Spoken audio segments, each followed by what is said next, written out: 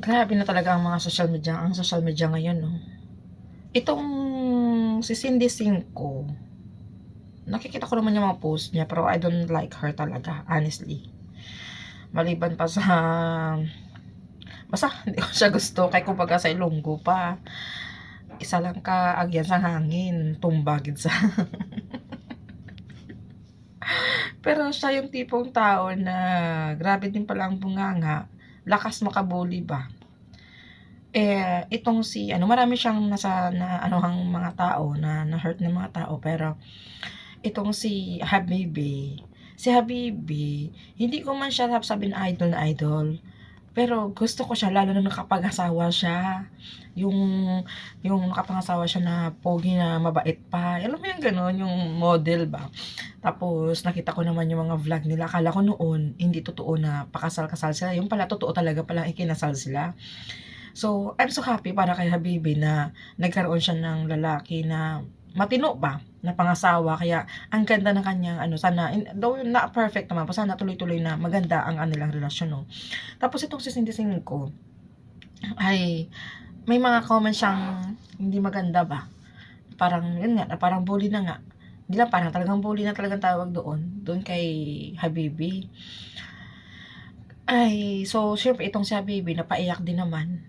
Dahil naranasan niyang yun nga, dahil mula bata pa siya ay na ano na siya, panlalait na siya talaga dahil sa kanyang siguro sa kulay o sa itsura. Pero sa totoo lang maganda si Habibi, kaya at lalo na nga kung sa kanilang dalawa ni Cindy Cinco, mas bet ko yung beauty talaga ni Habibi, sa totoo lang. At saka yung katawan niya, maganda din ang katawan niya. Yung si Cindy Cinco, dupapil wala. Nipis-nipis ka, tama. Well, hindi man bully, pero amo na yang ako niya opinion. Sana nakikita ko, di ba? So, itong si Cindy Cinco, syempre, pasikat-sikatang Bisaya ba, no? Ang dami niyang tinutulungan, bla bla, etc. Syempre, dumadami yung followers niya kasi namimigay talaga siya ng pera. Alam mo, hindi patayan ang pagtulong sa kapwa para sabihin mabuti kang tao.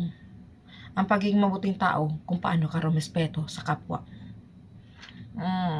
Hindi dahil sa mabuting ginagawa mo, dahil ang dami-dami mo tinulungan, ay akala mo bait-bait mo na. Hindi.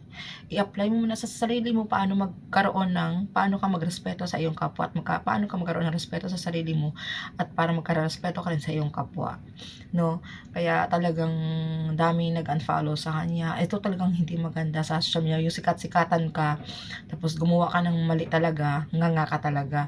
Lalo na ay yung mga tao wala namang ginawa sa'yo, tapos gaganyanin mo, chismosa ka pala, marites ka na, tapos itong asawa niya, na makapagkampi din sa asawa niya, wag syempre asawa niya, kampihan niya talaga, di ba? Pero dapat bilang isang lalaki, bago mo pasukin ng mga ganitong bagay, no, ipakalmahin mo muna yung asawa mo bago ka mag-ask ng apology sa ibang tao.